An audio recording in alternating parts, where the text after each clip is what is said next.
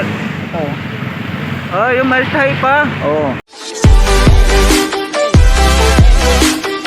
Ito mga survivors, ito si Kuya. Anong pangalan niyo po, Kuya? Leonardo Cardoso yun. Taga saan ka po? Taga Ruas Capiz. Yung pamilya niyo po nasaan? Nandun sa Ruas. Mga pamangkin ko na lang doon. Kaya ang asawa ko, hiwalay ako dati. Wala na eh. Kaya hiwalay ito. So dito ka na lang natutulog, Kuya, sa... Wala na akong matulugan iba eh. Ano yung nangyari ikwento mo nga ulit yung sa mukha mo? Pinalo ako dyan. Natutulong ako dyan. Nakasatin ako ng plywood mo. Dinaanan ako ng gaituran ng adik. Ako pinadaan. Pinalo ako dyan.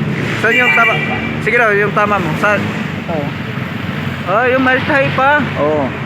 Tapos pati yung dito, yung... Oo, lahat.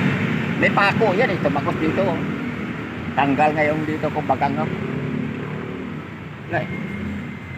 Kala nga nila mamatay na ako kasi naliligo na ako sa dugo. Tulong-tulungan lang ako ng mga kakilala ko dito dali sa ospital. Hindi nga sana ako tinanggap eh, dahil wala akong kamag-anak dito eh. Eh, nakita nila sa Facebook, pinuntahan din ako ng mga kapatid ko. Sila nagpatay sa akin sa Diyos Plato. Dalawang linggo ako dyan. 15,000 ang ninapilit ko sa kwan. Mabuti ka mo, linakad ni Along Malapitan yung may-ari ng anak ni Mayor Oka. Magkano yung ano ya? Ilang taon ka na dito? Tagal na, year 2003 pa ako dito sa Center. Nagsa-sidecar ka dito. Ilang taon na po kayo ngayon? 57 na ako. 59? 57 na. 57. Oh. Pinanganak. Yung pamilya mo, yung mga anak mo dito sa Manila? Isa lang anak ko doon sa Bulacan. Eh, siyempre sanggol pa yung iniwan ko. Pinapan, pagsikan ako. Kasi siyempre, hindi naman ako nang palaki sa kanya. Asawa ko nang palaki sa kanya.